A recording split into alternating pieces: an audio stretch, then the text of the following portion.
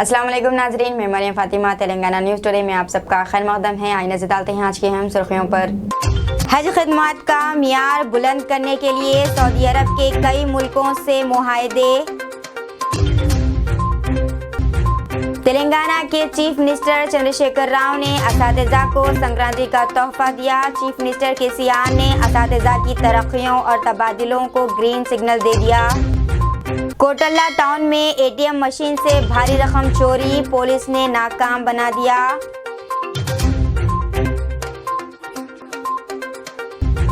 कुत्ते के झपट पड़ने पर खौफ के आलम में तीसरी मंजिल से छलांग लगाने वाले फूड डिलीवरी बॉय का इंतकाल। तेलंगाना के चीफ मिनिस्टर चंद्रशेखर राव ने असातिज़ा को संक्रांति का तोहफा दिया। चीफ मिनिस्टर केसीआर ने असातिज़ा की तरक्कियों और तबादलों को ग्रीन सिग्नल दे दिया है। वज़रा सबिता इंदिरा रेड्डी और हरीश राव ने असातिज़ा यूनियनों के साथ मुनक़िदा मीटिंग में इसका इंकशाफ किया। चीफ मिनिस्टर केसीआर के अहकाम के मुताबिक अहदेदारों को शेड्यूल जारी करने के अहकाम जारी किए गए। इस सिलसिले में तरक्कियों और तबादलों से मुताल्लिक़ शेड्यूल मज़ीद 2-3 रोज़ में जारी किए जाने का इम्कान है। कोटला टाउन में एटीएम मशीन से भारी रकम चोरी, पुलिस ने नाकाम बना दिया। पुलिस के ब्लू कोट अमले ने फौरी हरकत में आते हुए 19 लाख रुपए की रकम जब्त कर ली, जो चोरों ने एटीएम मशीन को तोड़ने के बाद अपनी कार में रख लिया था। रात 1 बजे 3 चोर एटीएम सेंटर पर पहुंचकर मशीन को तोड़ने के बाद इसमें से 19,200,000 रुपए की रकम निकाल लिया और इस रकम को कार में रख दिया। लेकिन एटीएम मशीन तोड़ने के साथ अलार्म बज गया, जिस पर बैंक अमले ने पुलिस को 100 फ़ोन नंबर पर इत्तला दी। सब इंस्पेक्टर सतीश ने ब्लू कोट कांस्टेबल को फौरी मुतल्लक कर दिया, जिसके नतीजे में चोरों को नाकाम बना दिया गया और नामालूम चोर रकम कार में छोड़कर फरार हो गए। पुलिस चोरों की तलाश कर रही है।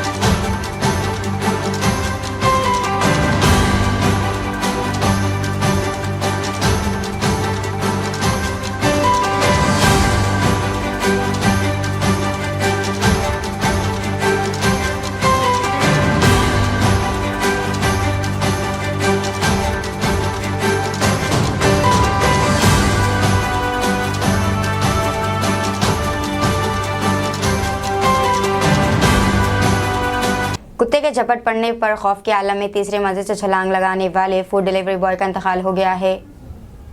हैदराबाद पुलिस के मुताबिक 19 साल रिजवान नामी फूड डिलीवरी बॉय 9 जनवरी की रात बंजारा हिल्स के एक अपार्टमेंट की तीसरी मंजिल पर ऑर्डर लेकर पहुंचे थे कि फ्लैट का दरवाज़ा खोलते ही वहां मौजूद पालतू कुत्ता अचानक भौंकते हुए सामने आ गया और इन पर झपट पड़ा। खौफ के आलम में नौजवान ने तीसरी मंजिल छलांग लगा दी थी। इन्हें जख्मी हालत में इलाज के लिए अस्पताल मुंतकिल किया गया था, जहाँ वो जख्मों से जानबर न हो सके। अस्सलामुअलैकुम, मेरा नाम फिरोज़ है। जो बच्चा जो तीसरी मंजिल पे से जो गिर गया था वो हमारे बीच नहीं रहा, वो डॉक्टर से ले लिया अभी। और वो कस्टमर जो था उसको इन्फॉर्म करे तो उन लोग रिस्पांस कुछ भी नहीं दे रहे। अब उन लोग को पुलिस स्टेशन में जाके कंप्लेंट दे के हम लोग ऐसा लोग रिस्पांस नहीं दे रहे बोल के भी।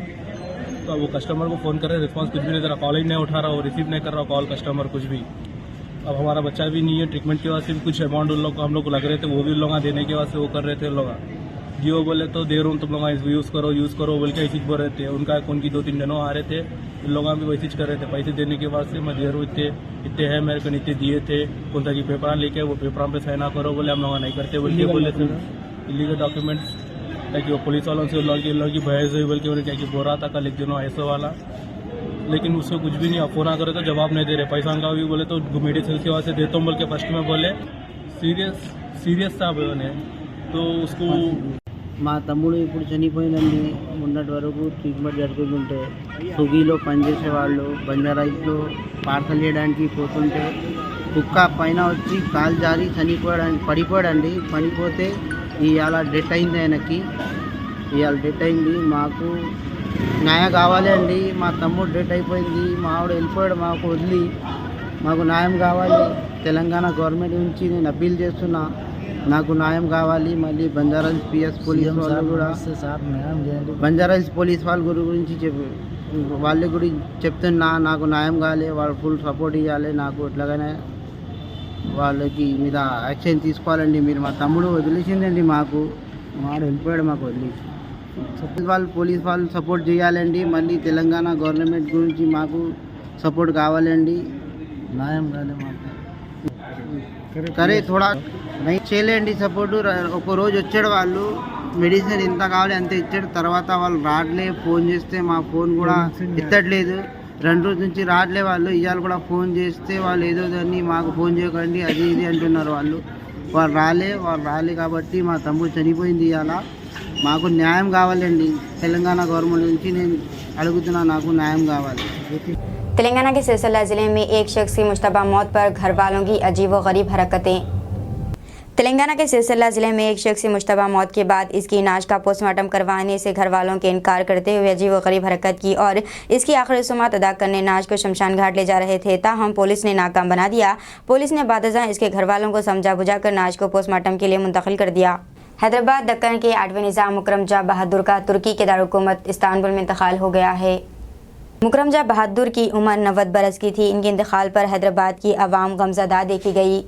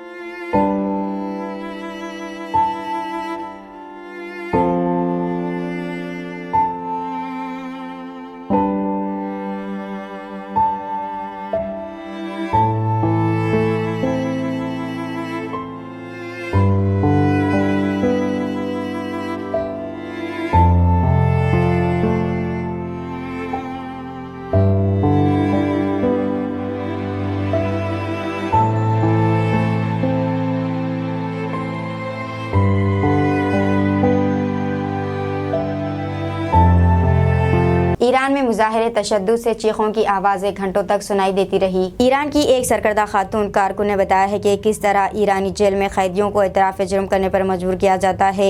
सैयदा कौलान कौमी सलामती के खिलाफ काम करने और सन 2018 में मुजाहिरे की हिमायत करने के जुर्म में कसूरवार पाए जाने के बाद 5 साल की सज़ा काट रही हैं। बदनाम ज़माना ऐवान जेल से लिखे गए ख़त में जिसे BBC ने देखा, कौलान ने तफ्तीश करने वालों की जानिब से अपने और दीगर कैदियों के साथ किए जाने वाले वहशियाना सलूक को बयान किया है। नेपाल में पोखरा एयरपोर्ट पर मुसाफिर तैयारा गिरकर तबाह, 40 लाशें निकाली गई। नेपाल में एक तैयारा लैंडिंग के दौरान गिरकर तबाह हो गया है। ये हादसा नेपाल के पोखरा इंटरनेशनल एयरपोर्ट पर पेश आया है और इस तैयारे में 68 मुसाफिर और 4 अमले के अरकान शामिल थे, जिसमें अब तक 40 अफराद की लाशें निकाल चुके हैं।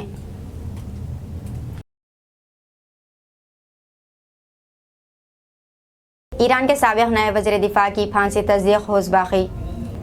बरतानवी शरीयत के हामिल ईरान के साबिक़ नायब वज़ीर दिफा को बरतानिया के लिए जासूसी के इल्ज़ामात के तहत फांसी दे दी गई है। ईरानी अदलिया से मुंसलिक खबरी एजेंसी मीज़ानी ने हफ्ते को अपनी ट्वीट में अली रज़ा अकबरी को फांसी दिए जाने की तस्दीक की, ताहम ये नहीं बताया कि इन्हें कब फांसी दी गई। ईरानी अदलिया ने अली रज़ा अकबरी पर इल्ज़ाम आयद किया था कि इन्होंने बदउनवानी और खुफिया मालूमात दुश्मन मुल्क को फ्राहम करके मुल्क की सिक्योरिटी को ख़तरे में डाला था। यूक्रेन पर रूस के ताज़ा हमले में 5 अफराद हलाक हो गए हैं, 27 अफराद ज़ख्मी। तफसीलात के मुताबिक रूस के यूक्रेन के कई इलाकों में हमलों के दौरान 5 अफराद हलाक हो गए। अहम तंसीबात और रिहायशी इमारत को भी नुकसान पहुंचा है। दनपेरू में रूसी मिसाइल हमले में 2 बच्चों समेत 27 अफराद जख्मी हुए। हज खदमात का मियार बुलंद करने के लिए सऊदी अरब के कई मुल्कों से मुआहदे। सऊदी अरब में वज़ारत हज व उम्रा के नायब वज़ीर डॉक्टर अब्दुल अल फत्ताह ने कहा है कि सऊदी वज़ारत हज व उम्रा ने इस साल हज के सीज़न के लिए वज़ारत की इब्तदाई तैयारियों के एक हिस्से के तौर पर कई इस्लामी मुल्कों के 15 वफूद के साथ हज की मुतअद्दिद मुआहदों पर दस्तखत कर दिए हैं। ये मुआहदा हज की आमद को आसान बनाने की कोशिशों का एक हिस्सा है। मुआहदे का मकसद ज़ईफ़ुर रहमान को फराहम की जाने वाले खदमात के मियार को बुलंद करना और इनके मजहबी और सकाफती तजुर्बे को बामायने बनाना है। हज में बेहतर सहूलियात की फराहमी की ये काविशें भी सऊदी विज़न 2030 के अहदाफ का एक हिस्सा है। दारुकुमत कैफ एक बार फिर धमाकों से गूंज उठा है। यूक्रेन दारुकुमत कैफ में रूस की जानिब से धमाकों का एक नया सिलसिला शुरू हुआ है। इन धमाकों के चंद मिनट बाद शहर भर में फ़िज़ाई हमले के सायरन बजने लगे। यूक्रेन के सदारती दफ्तर के नायब सरबराह केरलो ने टेलीग्राम पर एक पैगाम में कहा है कि कैफ में एक बार फिर अहम शहरी ढांचे को निशाना बनाया गया।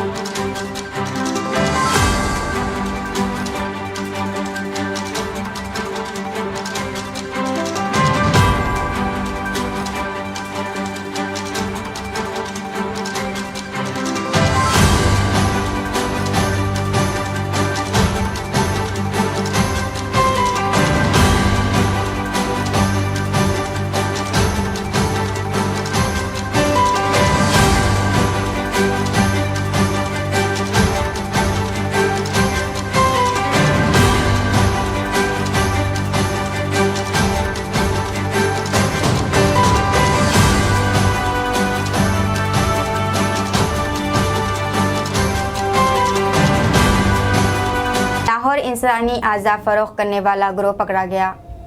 पाकिस्तान के शहर लाहौर में गुज़िश्ता रोज़ इंसानी आज़ा स्मगल करने वाला एक गिरोह पकड़ा गया है। पुलिस के मुताबिक इस कार्रवाई के दौरान इन्हें ज़ेर ज़मीन बनाई गई लेबोरेटरी से एक 14 साल बच्चा भी मिला है जो चंद दिन पहले लापता हो गया था। इस बच्चे का एक गुर्दा भी निकाला जा चुका था।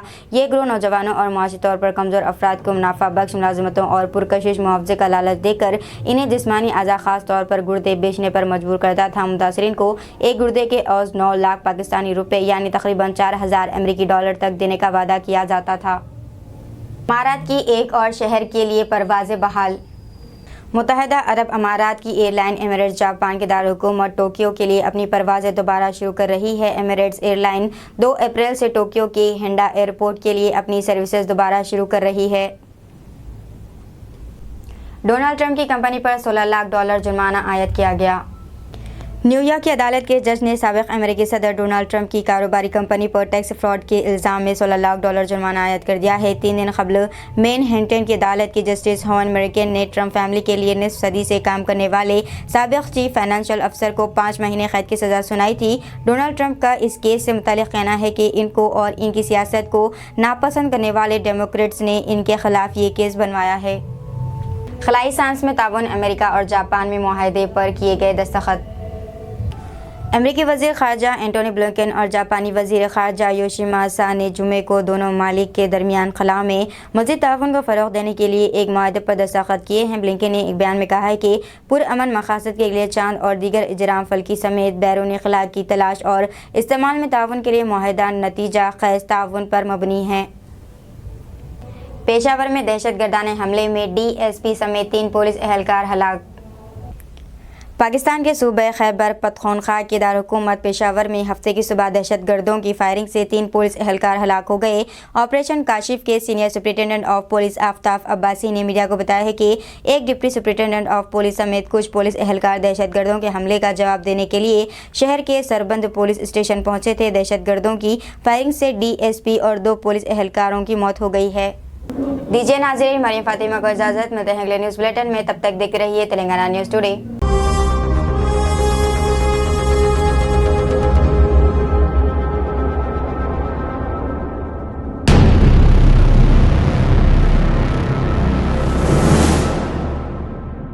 अस्सलामुअलैकुम, हेलो हाय आदाब एवरीवन। दोस्तों मैं आपका दोस्त शहबाज खान, आप देख रहे हैं TNT न्यूज़ और देखते रहिए TNT न्यूज़। Thank you.